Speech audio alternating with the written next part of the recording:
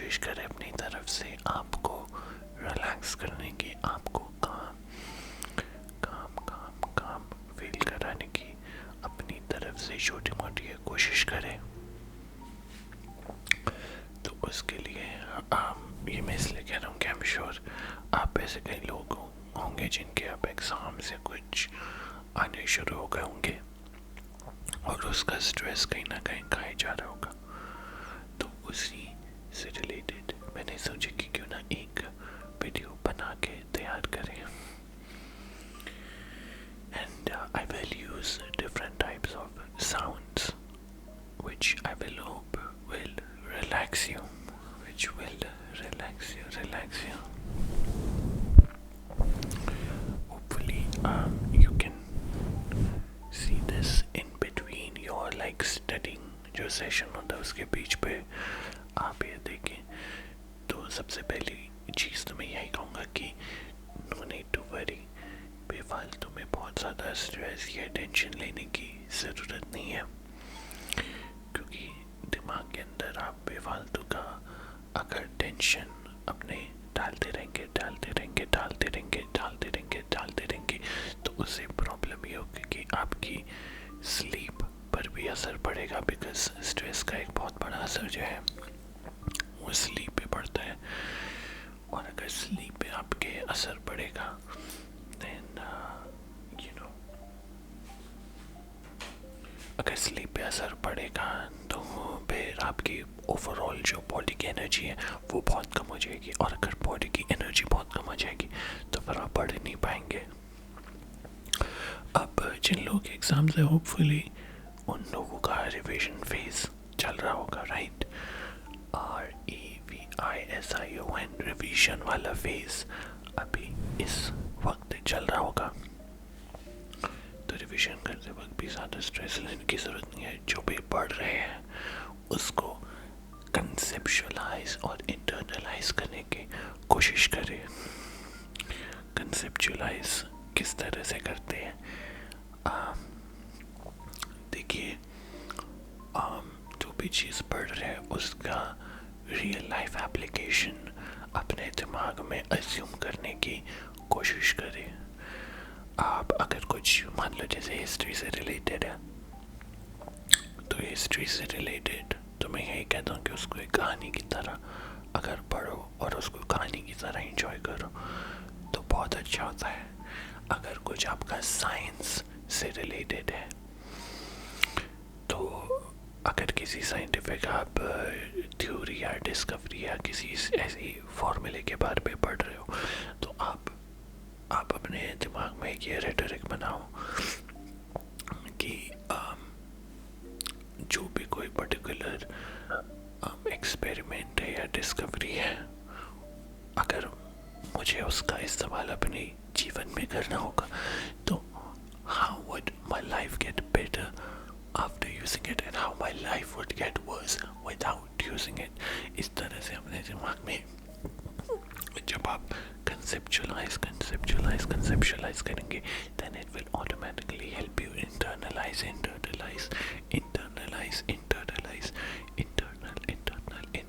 करने में आपके बहुत मदद करेगा। Alright, so conceptualization and internalization are very important when it comes to exams. Conceptualization and internalization are extremely important skill जो आपको आनी चाहिए in my opinion. Okay, now hold on please.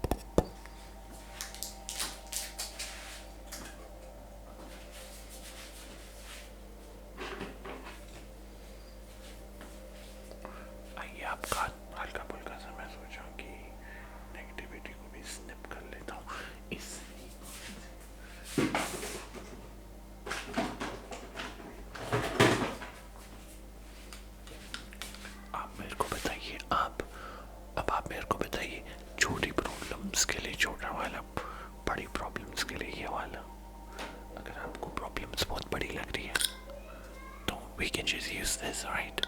Yes, look at this.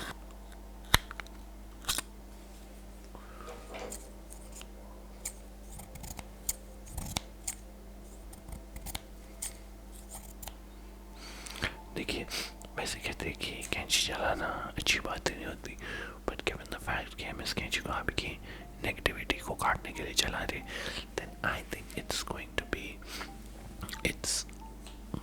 be a good, it's for a good cause.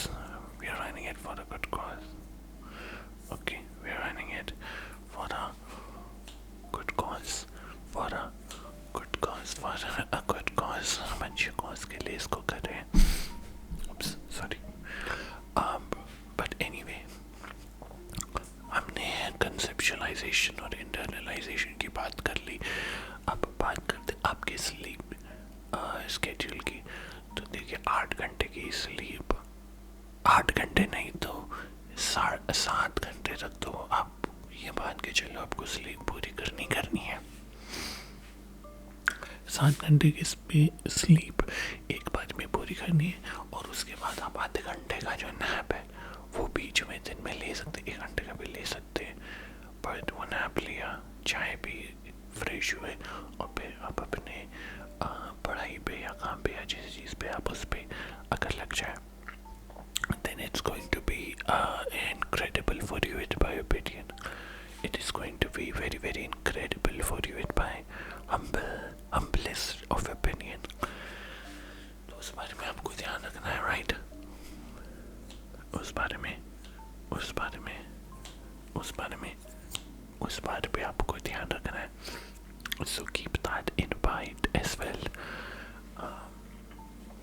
Sleep is everything.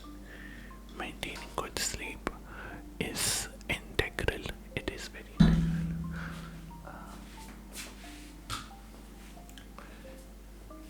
एक चीज़ भी देखी गई है कि अगर आप पढ़ते हैं, डिपेंडिंग आप 1 घंटे या 2 घंटे का एक आपका वो होता है, आप एक सेट होता है.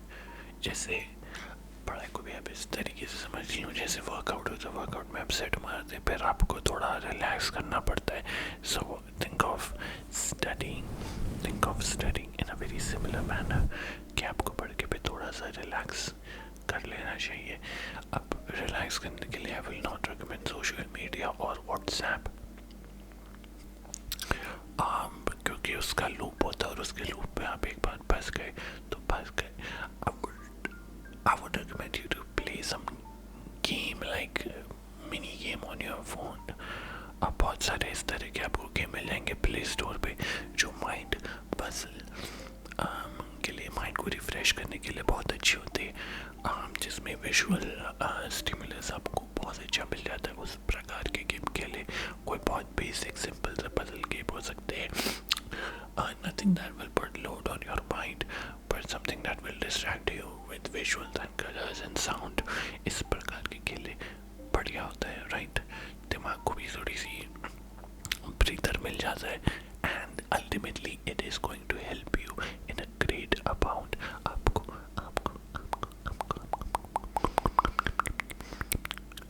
बहुत हेल्प मिलेगी, right? Then we should talk about eating. Eating good food is necessary.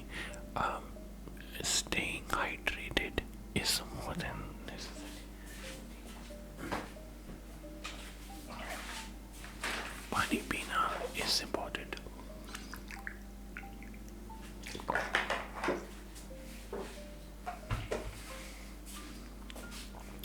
पानी पीना is important.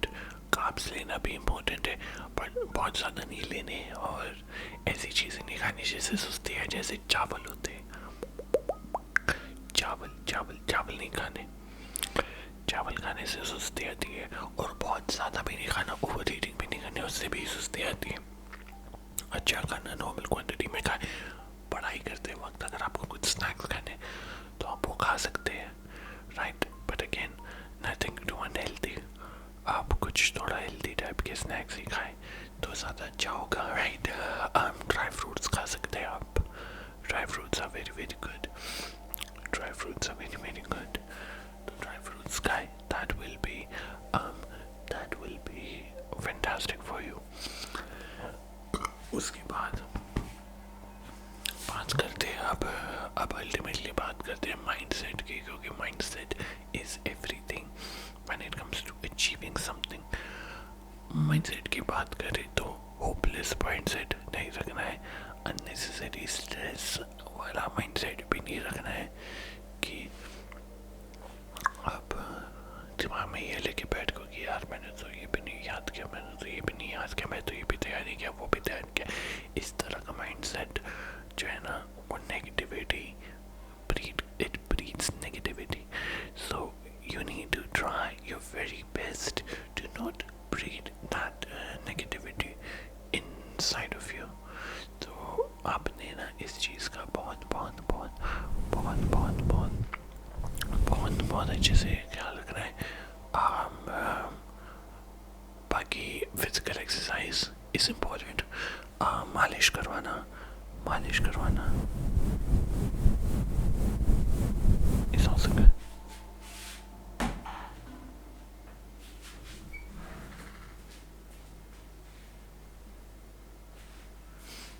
Sorry, I thought someone was out there. But like I said, physical exercise अगर ज़्यादा कुछ नहीं तो वॉक कर सकते हो, है ना। खुले आसमान में वॉक कर लो, ताज़ी हवा लगेगी, धूप, विटामिन डी। आई नो अब गर्मी पड़नी शुरू होगी, but vitamin D is also important. Vitamin D overall आपकी बॉडी की एनर्जी को मेंटेन करने के लिए बहुत ज़रूरी है। So keep that in mind as well. Hydration की बात तो मैंने कही थी, और मालिश can be very very nice. मालिश can be fantastic for your brain, जैसे मैं भी कर रहा हूँ, ठीक है ना। सर जो तेरा चकराए या दिल डूबा जाए, आजा प्यारे पास हमारे, काहे घबराए। बट इस प्रकार की मालिश